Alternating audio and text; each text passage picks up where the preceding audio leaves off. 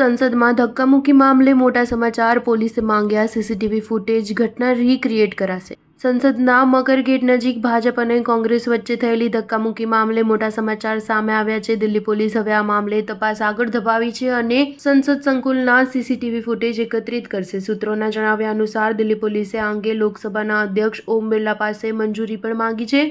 સૂત્રોના જણાવ્યા અનુસાર દિલ્હી પોલીસ ઘટના સ્થળ પર રીક્રિએટ કરી શકે છે. આ ઉપરાંત પોલીસ કોંગ્રેસ નેતા રાહુલ ગાંધીને તપાસમાં જોડાવા માટે નોટિસ મોકલવાની તૈયારી કરી રહી છે.